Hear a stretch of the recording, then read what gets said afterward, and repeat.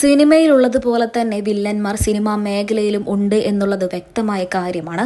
Hema committee report വിവരങ്ങൾ പുറത്തുവന്നതിന് പിന്നാലെയാണ് cinema മേഖലയിലെ യഥാർത്ഥ വില്ലൻ ആരാണ് എന്നുള്ള ചോദ്യം ആരാധകർക്കിടയിൽ ഉയർന്നു വന്നത്. ഹേമ കമ്മിറ്റിയിലെ പല കാര്യങ്ങളും പുറത്തുവന്നതിന് പിന്നാലെ വളരെ വലിയ രീതിയിൽ സോഷ്യൽ മീഡിയയിലൂടെ വിമർശനങ്ങൾക്ക് ഇരയായ ഒരു വ്യക്തിയായിരുന്നു അമ്മ സംഘടനയിലെ പ്രസിഡന്റായ മോഹൻലാൽ. ഇപ്പോഴിതാ മോഹൻലാൽ അല്ല ക്രൂശിക്കപ്പെടേണ്ടത്, മമ്മൂട്ടിയാണ് എന്നാണ് ഒരു വിഭാഗം പേർ പറയുന്നത്.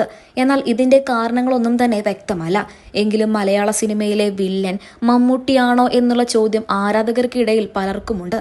മോഹൻലാലിന് പോലും എന്ത് പ്രസംഗിക്കണം എന്നുള്ളതും എന്ത് എവിടെ പറയണമെന്നുള്ളതും പറഞ്ഞുകൊടുത്തത് മമ്മൂട്ടിയാണ് എന്നും ഒരു വിഭാഗം ജനങ്ങൾ പറയുന്നുണ്ട്.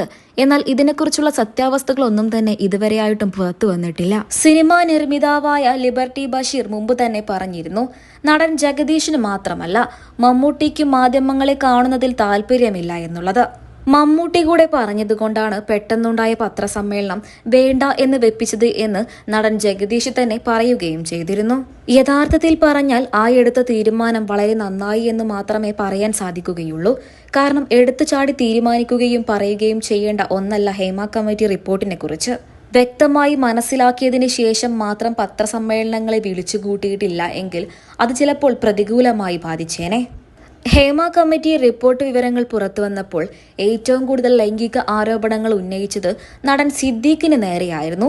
സിദ്ദീഖായിരുന്നു ആദ്യം പത്രസമ്മേളനം വിളിച്ചുകൂട്ടിയത്. ഇതിന് പിന്നാലെയായിരുന്നു ജഗദീഷും രംഗത്തെത്തിയത്. നടൻ സിദ്ദീഖിനെ സംബന്ധിച്ച് ഇത്തരത്തിലുള്ള കാര്യങ്ങളിലൊന്നും വലിയ അറിവുണ്ടായിരിക്കണം എന്നില്ല. കാരണം എല്ലാം അറിയുന്ന ഒരു അധ്യാപകനാണ് ജഗദീഷ്. അതുകൊണ്ട് തന്നെ ജഗദീഷിനോളം അറിവ് സിദ്ദീഖിന് ഉണ്ടായിരിക്കണമെന്നില്ല. എന്തെവിടെ എങ്ങനെ സംസാരിക്കണം എന്നുള്ളത് സിദ്ദീഖിന് നന്നായിട്ടറിയാം. കാരണം അദ്ദേഹം ഒരു അധ്യാപകനാണ്. എന്നാൽ സിദ്ദീഖ് അങ്ങനെയല്ല എന്നായിരുന്നു ലിബർട്ടി ബഷീർ വ്യക്തമാക്കിയത്. അദ്ദേഹത്തിന്റെ വാക്കുകളാണ് ഇപ്പോൾ സോഷ്യൽ മീഡിയയിലൂടെ ശ്രദ്ധ നേടുന്നത്.